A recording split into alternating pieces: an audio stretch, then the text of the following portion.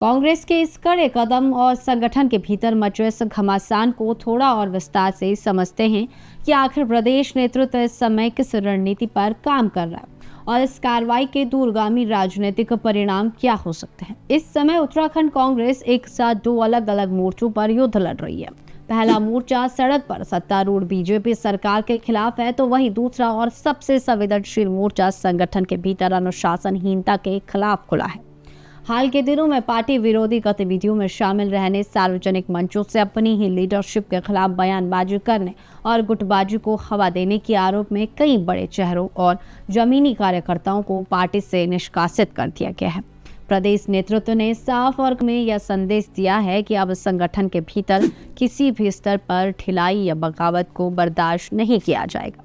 राजनीतिक जानकारी से चुनाव से पहले पार्टी को पूरी तरह से रिस्ट्रक्चर करने और अनुशासन का पाठ पढ़ाने की एक बड़ी कवायद के रूप में दिख रही है। पार्टी अब शॉर्ट टर्म डैमेज सहने को तैयार है, लेकिन वह किसी भी कीमत पर भविष्य की एकजुटता से समझौता नहीं करना चाहती। कांग्रेस आला कमान और प्रदेश नेतृत्व का यह सख्त रवैया बेवजह नहीं है, बल्कि इसके पीछे साल 2022 के विधानसभा चुनाव का एक बहुत ही कड़वा और दर्दनाक अनुभव छिपा हुआ है।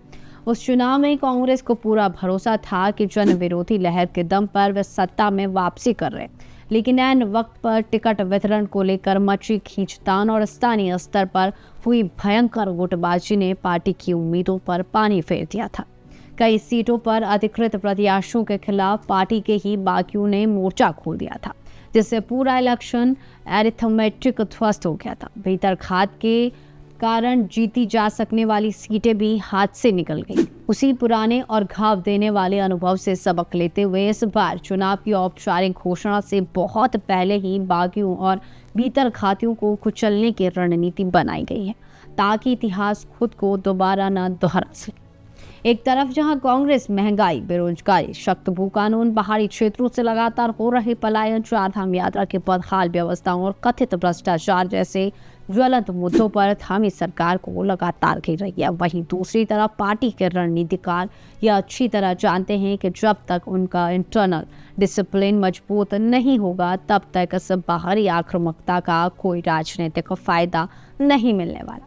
अगर जनता के बीच यह परसेप्शन चला गया कि कांग्रेस अभी भी अपनी अंदरूनी खींचतान से बाहर नहीं निकल पाई, तो बीजेपी विरोधी माहौल का लाभ उठाना नामुमकिन हो जाएगा।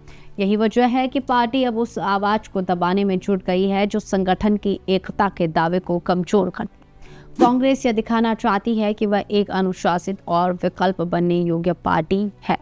उत्तराखंड कांग्रेस के इतिहास का सबसे बड़ा विलेन हमेशा से उसकी आंतरिक गुटबाजी रही है। पूर्व मुख्यमंत्रियों, वरिष्ठ कद्दावर नेताओं और अलग अलग क्षेत्रीय छत्रपों के अपने अपने पावर सेटर्स रहे हैं और जो अक्सर संगठनात्मक फैसलों को प्रभावित करते आए हैं। भले ही 2027 के चुनाव में अभी समय शेष है, लेकिन कई सीटों पर संभावित दावेदार और उनके समर्थक अभी से जमीन तैयार करने में जुट गए हैं। ऐसे में इस शुरुआती दौर में ही की जा रही अनुशासनात्मक कार्रवाई को आगामी टिकट वितरण के प्री एनालिसिस के तौर पर भी देखा जा रहा है। नेतृत्व यह सुनिश्चित करना चाहता है कि टिकट फाइनल होने के वक्त कोई भी गुट पार्टी के आधिकारिक फैसले को चुनौती देने की स्थिति में न रहे और जो भी असंतोष हो उसे पहले ही साफ कर दिया जाए। अब सबसे बड़ा यक्ष प्रश्न यह खड़ा होता है कि क्या कुछ नेताओं और कार्यकर्ताओं को पार्टी से बाहर निकाल देने भर से कांग्रेस के भीतर बरसों से जमी गुटबाजी पूरी तरह खत्म हो जाएगी।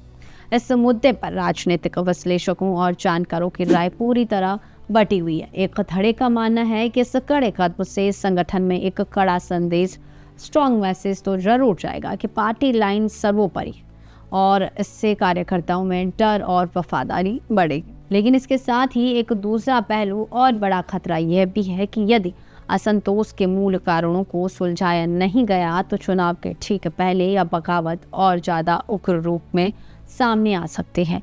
राजनीति में दबाया गया संतोष अक्सर ऐन चुनाव के वक्त बड़ा विस्फोट करता है, जो अधिकृत प्रत्याशी का खेल बिगाड़ने के लिए काफ़ी होता है। तो कुल मिलाकर बात यह है कि विधानसभा चुनाव 2027 के लंबी और कठिन दौर में जहां बीजेपी लगातार तीसरी बार सत्ता में वापसी की फुल प्रूफ व्यू रचना पर काम कर रही है, वहीं कांग्रेस हर हाल में सत्ता का सूखा खत्म करने के लिए आर पार की लड़ाई के मूड में है। कांग्रेस का यह अनुशासनात्मक हंटर पार्टी को एक सिंसियर और अनुशासित संगठन का परसेप्शन दे सकता है जो आम मतदाताओं को प्रभावित करे। लेकिन सिक्के का दूसरा पहलू यह भी है कि यदि यह सामूहिक नाराजगी भीतर ही भीतर सुलगती रही तो आने वाले दिनों में नई राजनीतिक समीकरणों और नए बागी गुटों को जन्म दे सकती। देखना बेहद दिलचस्प होगा कि कांग्रेस भी यह क्लीनिंग ड्राइव उसे सत्ता के सिंहासन तक पहुंचाती है या फिर चुनाव से ठीक पहले पार्टी के भीतर एक नया सियासी तूफान खड़ा करती है। तो चलिए फिलहाल के लिए बस इतना ही। बने रहे उत्तर भारत लाइव के डिजिटल प्लेटफॉर्म के साथ।